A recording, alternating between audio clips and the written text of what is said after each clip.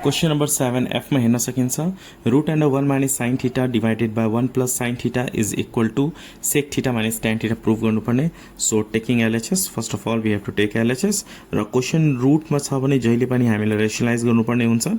So 1 minus sin theta divided by 1 plus sin theta. Okay, up to here. After this we have to rationalize in second step. Write down here 1 minus sin theta divided by 1 plus sin theta into rationalize गर्ने यहाँ plus छ भने हामी केले माइनसले multiply गर्छौं 1 minus sin theta divided by 1 minus sin theta. After this root under यो हेर्न सकिन्छ 1 minus sin theta यहाँ पनि 1 minus sin theta यहाँ पनि 1 minus sin theta छ यहाँ पनि 1 minus sin theta यहाँ पनि 1 minus sin theta दुईटै फ्याक्टर सेम छ भने हामी के लेख्छौं होल स्क्वायर लेख्छौं 1 minus sin theta को whole square. Okay up to here. अब डिनोमिनेटर मा हेर्न सकिन्छ यो के को फर्ममा छ 1 plus sin theta यहाँ 1 minus sin theta यो a plus b a minus b को फर्ममा छ भने हामी के लेख्छौं a square minus b square. So 1 square minus sin theta whole square. Okay, up to here. After this root under 1 minus sin theta whole square divided by 1 square भनेको 1 minus sin theta square भनेको हामी के लेख्न सक्छौं sin square theta. Okay, up to here. After this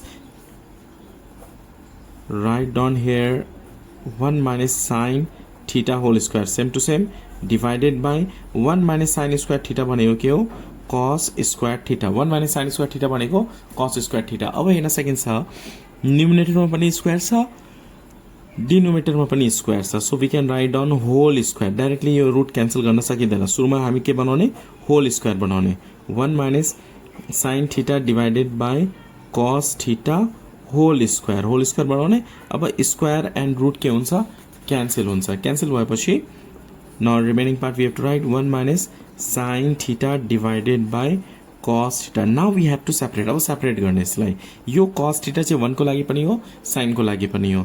So we can write 1 by cos theta minus sin theta divided by cos theta. अब 1 by sin theta 1 by cos भनेको के हुन्छ sec 1 by cos भनेको के हो sec theta minus sin by cos भनेको tan theta. Sin by cos भनेको tan theta 1 by cos भनेको sec theta and what we have to prove here sec theta minus tan theta and we got here sec theta minus tan theta. RHS proof. र if formula तपाईलाई याद छैन class 9 trigonometry को तपाई trigonometry को first part हेर्नु होला. मैले सबै फर्मुला प्रोवाइड गरेको छु. So you can learn from there. Now look at question number 7G. 7G मा हेर्न सकिन्छ 1 plus sin theta divided by 1 plus cos theta and here 1 minus sin theta divided by 1 minus cos theta. हामीले के proof गर्नुपर्ने cos square theta by sin square theta. So taking LHS मा यहाँनिर हामी left hand side को लेख्ने 1 plus sin theta divided by 1 plus cos theta र 1 minus sin theta divided by 1 minus cos theta. So यहाँनिर हामी के गर्ने माथि को मल्टिप्लाई गर्ने तल को मल्टिप्लाई गर्ने. So you can see here माथि को मल्टिप्लाई गर्दा 1 plus sin theta 1 minus sin theta यो a plus b a minus b को फर्ममा छ हो के हैन. 1 a को प्लेसमा 1 छ b को प्लेसमा sin theta छ a plus b a minus b. त्यही भएर हामी के लेख्छौं a square minus b square. So 1 square minus sin theta whole square a square minus b square भयो.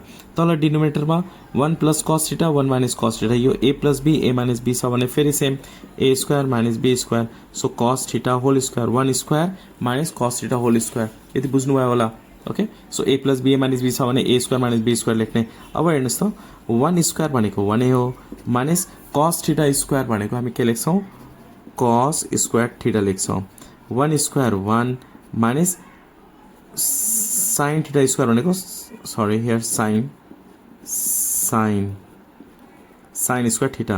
अब यहाँ cos theta square छ भने हामी यहाँ के लेख्छौं cos square theta. 1 minus sin square theta भनेको cos square theta भयो cos square theta divided by 1 minus cos square theta को फर्मुला के हुन्छ sin square theta. यहाँ हेर्नुस् है यो के को फर्ममा छ यो 1 प्लस साइन थीटा भनेको a प्लस b, यो 1 माइनस साइन थीटा भनेको a माइनस b, यो दुईटा मल्टिप्लाई गर्ने फर्मुलामा छ a plus b a minus b को। सो फर्मुलामा के हुन्छ a square minus b square को फर्मुला हो यो a plus b a minus b। अब 1 स्क्वायर भनेको 1 साइन थीटा स्क्वायर को साइन स्क्वायर थीटा हुन्छ। Okay 1 minus sine square theta को फर्मुला के हो cos स्क्वायर थीटा, त्यसरी डिनोमिनेटरमा पनि same. Hope you understand this question number G।